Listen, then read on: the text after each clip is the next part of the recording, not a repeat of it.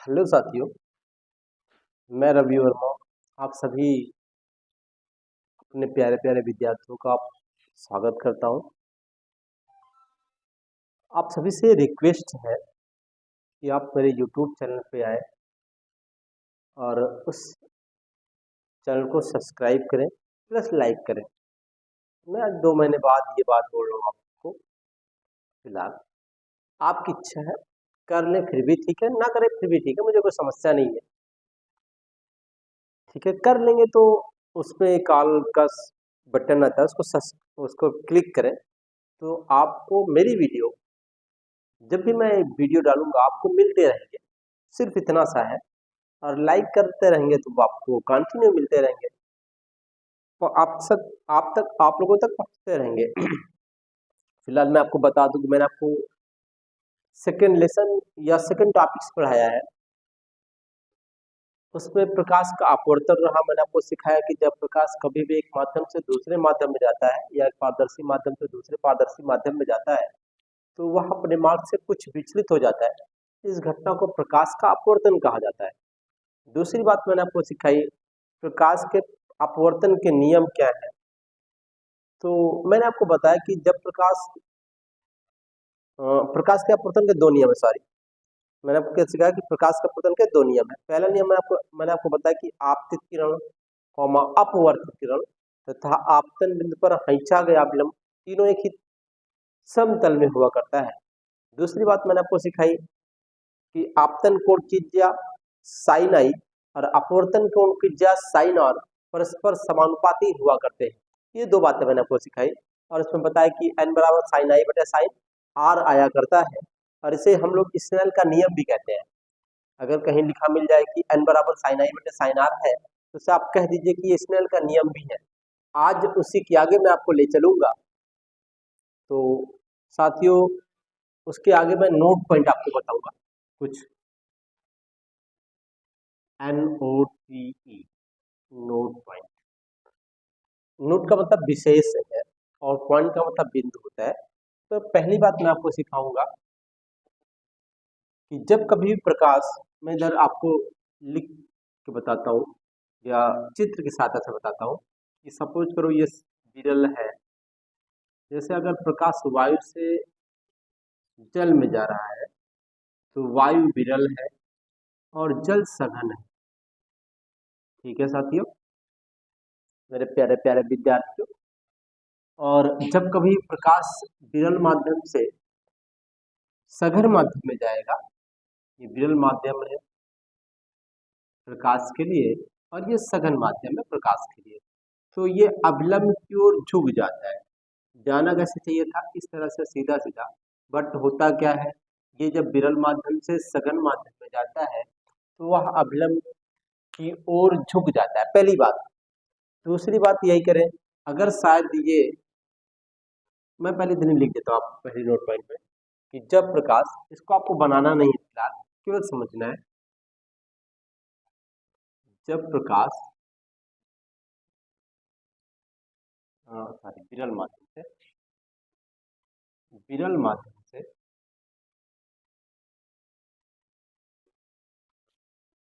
सघन माध्यम में जाता है, सघन माध्यम में जाता है, जाता है तो वह क्या होता है, ये अभिलंब है साथियों, ये भी अभिलंब है, ऊपर वाला भी अभिलंब है। अभिलंब कह देता हूँ, अभिलंब, ये अभिलंब है। तो होता क्या, जब प्रकाश विरल माध्यम से सघन माध्यम में जाता है तो वह अभिलंब की ओर झुक जाता है, झुक जाता है, पहली बात।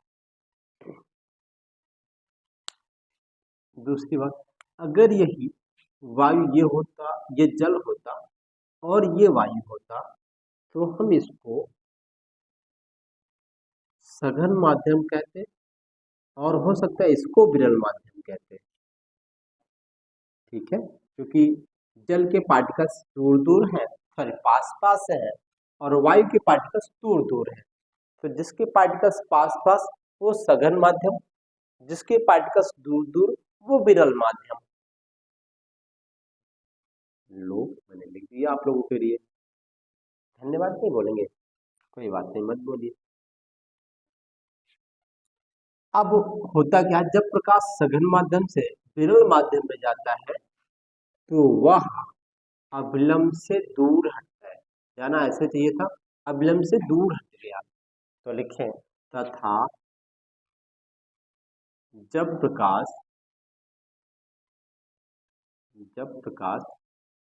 सघन माध्यम से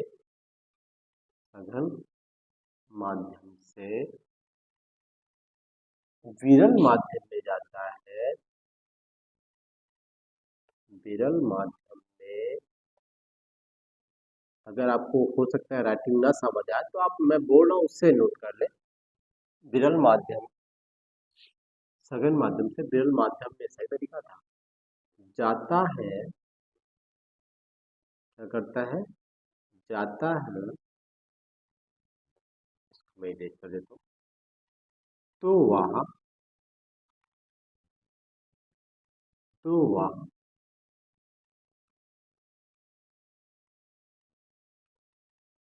अभिलंब से, क्या बताया मैंने आपको, अभिलंब से दूर हटता है। क्या होता है, दूर हटता है। तो मैंने आपको दो बातें सिखाई। पहली बात है कि जब प्रकाश विरल माध्यम से सघन माध्यम में जाता है तो वह अभिलंब की ओर झुक जाता है, अभिलंब की ओर झुकता है या अभिलंब की ओर झुक जाता है। तथा जब प्रकाश सघन माध्यम, इसके अपोजिट है, जब प्रकाश सघन माध्यम से विरल माध्यम में जाता है तो वह अभिलंब से दूर हटता है। ठीक है, इतनी बात क्लियर है। तो मैं आपको आगे और ले चलूंगा साथियों। मैं इसको इरेज करता हूँ ताकि लिखने के लिए जगह मेरे पास हो सके। I have some space to written. तो मुझे इंग्लिश कम आती है फिलहाल, मैं वैसे बोलने का प्रयास कर रहा था साथियों ताकि आने लग जाए। चलिए दूसरी बात मैं आपके लिए बताता हूँ। जब प्रकाश कभी भी एक माध्यम से दूसरे माध्यम में जाता है तो उसकी क्या नहीं बदलती है। अगर आपसे कोई पूछ ले तो आप बताइएगा फ्रीक्वेंसी, आवृत्ति। तो आप लिखें, जब प्रकाश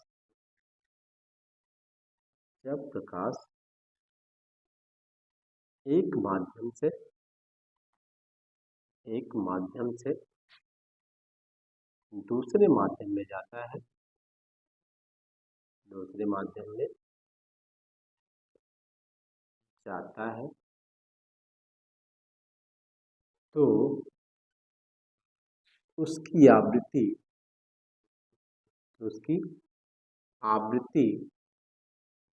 नहीं बदलती, तो कुछ स्टूडेंट होंगे साथियों जो हो सकता है नाइन्थ को यानी 9वीं क्लास को सही से ना पढ़े हो, तो वो समझ ले कि आवृत्ति क्या है, व्हाट इज फ्रीक्वेंसी, आवृत्ति किसे कहते हैं। तो मैं आपको बताऊं आवृत्ति क्या है, तो आप कह सकते हैं साथियों कि अगर कोई वस्तु या यदि कोई वस्तु 1 सेकंड में 10 बार कंपन कर रहा है तो उसकी आवृत्ति 10 हर्ट्ज है। कितने सेकंड में, 1 सेकंड में 10 बार कंपन कर, जैसे ये वस्तु है इस तरह कंपन कर रही है, तो अगर ये 1 सेकंड में 10 बार कंपन करे तो उसकी आवृत्ति कितनी, 10 हर्ट्ज। हर्ट्ज क्या है, उस फ्रीक्वेंसी की यूनिट है, यानी मात्रक है जिससे मापा गया है, या सेकंड यूनिवर्स कहते हैं, दोनों बातें एक है। जैसे हम लोग के पास हार्ट है क्या, दिल से हम लोग कहते हैं, किसके पास नहीं है। फिलहाल मैं आपको बता दूं कि जिसे हम लोग हार्ट्स कहते हैं अंग्रेजी में, उसे हिंदी में हृदय कहते हैं और उसे उर्दू में दिल कहते हैं। कितना प्यारा शब्द है उर्दू। उसे हिंदी हिंदी में क्या कहते हैं? हृदय। इंग्लिश में क्या कहते हैं? हार्ट। लेकिन हिंदी में क्या कहते हैं? दिल। और पूरा आपका देश, समाज दिल कहता है, कोई हृदय या हार्ट्स नहीं कहता है। लगभग 90% में 95% लोग तो अपने भारत देश से, तो उन्हें बता दें जो जहाँ है वो भी एक उर्दू वर्ड ही है, जिसमें वो कह रहे हैं वो भी उर्दू ही बोल रहे हैं। फिलहाल उससे उससे कोई मतलब नहीं। मैं अपने टॉपिक्स पे आता हूँ। मैं सारी 2 बार लिखता, मैं उसको 1 बार लिखना करता हूँ। जब प्रकाश एक माध्यम से दूसरे माध्यम में जाता है तो उसकी आवृत्ति नहीं बदलती है। मैं दिल पे आया, आप लोग वो लेके, और मैं आपको बता दूं कि दिल भी कंपन करता है और इसकी भी कुछ ना कुछ फ्रीक्वेंसी है, कुछ ना कुछ आवृत्ति है। और आपने सुना होगा, आप लोगों का जो दिल है वो 1 मिनट में 72 बार कंपन करता है, 72 टाइम्स। कितनी बार? 72 बार। लेकिन वो कितने? 1 मिनट में। मैंने क्या कहा था? 1 सेकेंड में जितनी बार कंपन करे, तो मैं 72 को 60 से डिवाइड कर देता हूँ। इसको मैं 72 को 60 से डिवाइड कर दे रहा हूँ। 72 टाइम्स डिवाइड बाई 60। 60 एक नम 60, 2 1.0 60, 2 120, 1.2 हार्ट्स। कितने? 1.2 हार्ट्स। ये इसके हमारे दिल की फ्रीक्वेंसी है, आवृत्ति है। इसी तरह जितने भी स्पीकर होते हैं, आप कभी से हाथ लगा के टच करेंगे तो आपको समझ आएगा कि ये भी, इसकी भी कुछ ना कुछ फ्रीक्वेंसी है, वो भी कंपन करता रहता है। कभी कभी मोबाइल चेक करें तो जब कभी फोन आता है तो वो भी कंपन करता है। मतलब दुनिया की वो सारी चीजें जिससे आवाज निकलती है, वो उस सबकी कुछ ना कुछ फ्रीक्वेंसी है, कुछ ना कुछ आवृत्ति है।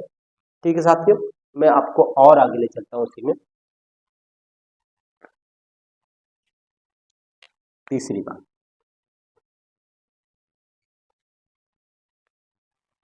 तीसरी बात यह, जब प्रकाश एक माध्यम से दूसरे माध्यम में जाता है,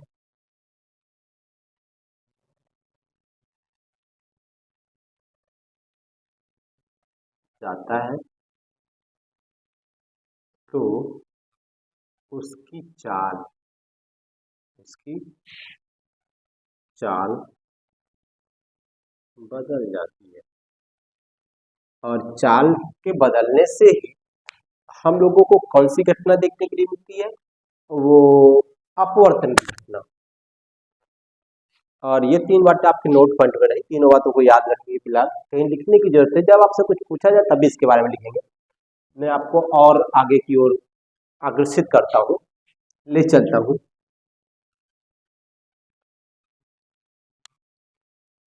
देखिए सर है जो प्योर हिंदी बोलते हैं, फिलहाल मैं उनकी चर्चा नहीं करूंगा, शायद बुरा लग जाए।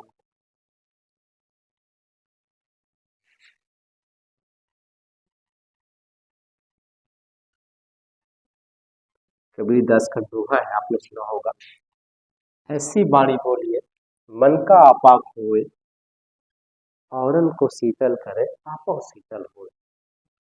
उस उस पे हम लोग अग्रसर हो रहे हैं। मैं आपको और आगे ले सकता हूँ। फिलहाल कबीरदास से मेरा दूर दूर का कोई नाता नहीं। फिलहाल मुझे लगता है कि जैसी जैसी बातें उन्होंने लिखी है, इंसान बहुत अच्छे रहे होंगे। मैं मिला तो कभी नहीं हूँ, बहुत सारे लोग नहीं मिलोगे, लेकिन उनकी बातों को लोग बुकों में पढ़े होंगे, सुना होगा, समझा होगा। फिलहाल चलते हम लोग और आगे आपको ले चलता हूँ। मेरा नेक्स्ट टॉपिक से है, और मैं आपको एक बात और बता दूं, मैं कभी बुक के हिसाब से नहीं पढ़ाता हूँ।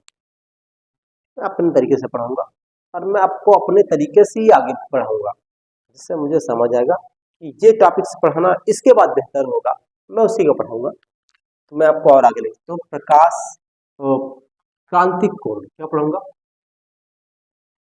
क्रांतिक कोण,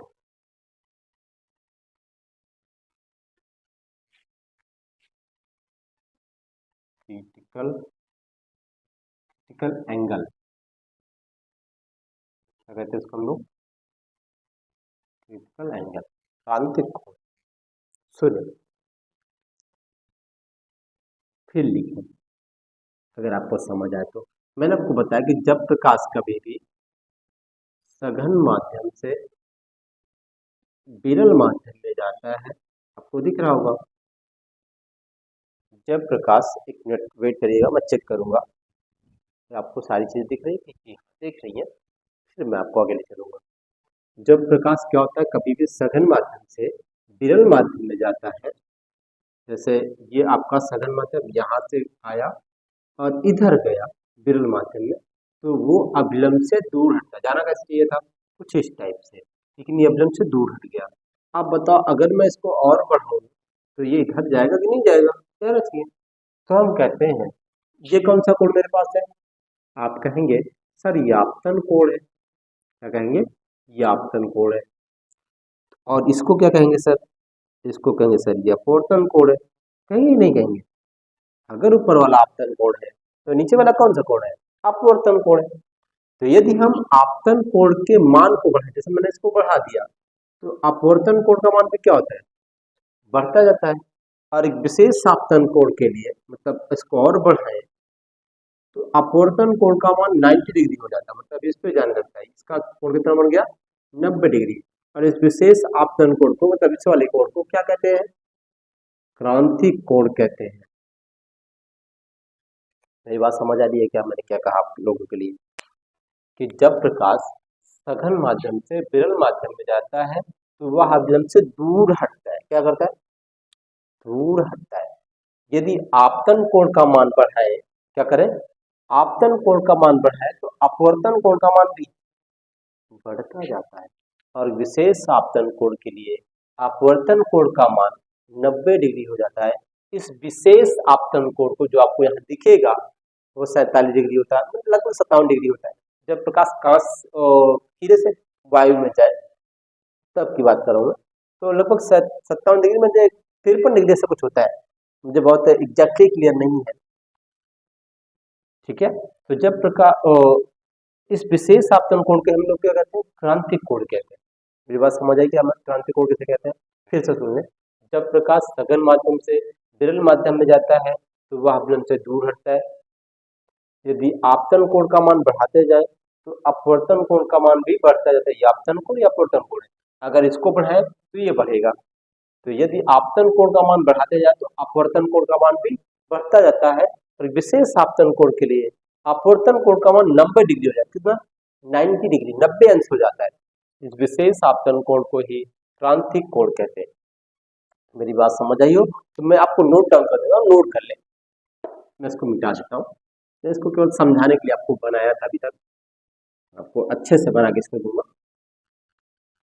चलो मैं इधर लिख देता हूँ, जब प्रकाश सघन माध्यम से सघन माध्यम से विरल माध्यम में जाता है तो वह अभिलंब से दूर हटता है।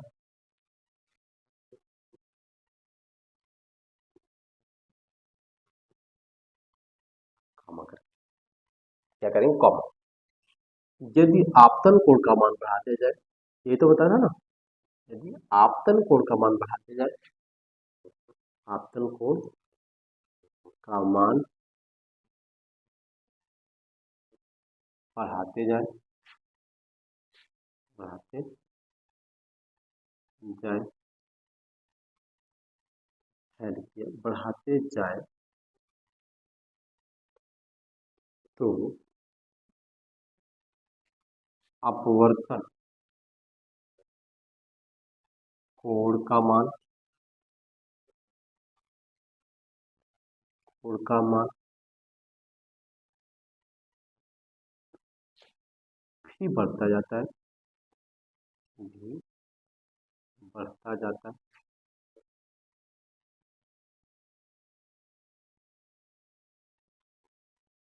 बढ़ता जाता है,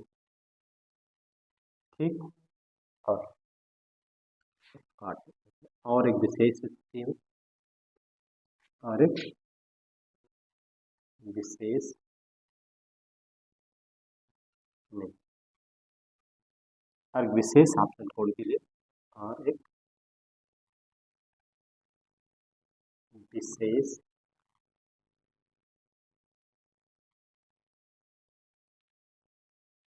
आपतन कोण के लिए अपवर्तन कोण का मान 90 डिग्री हो जाता है, 90 अंश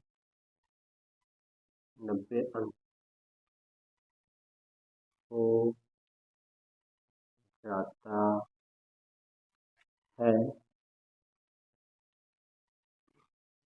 इस विशेष आपतन कोण को ही, इस विशेष आपतन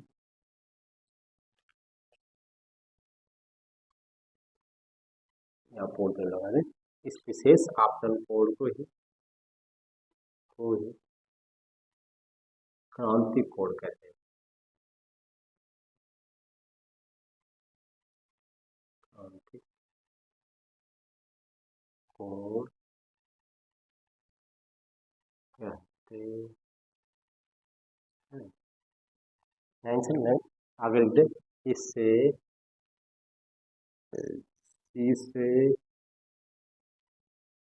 व्यक्त करते हैं। ठीक, इतनी बात।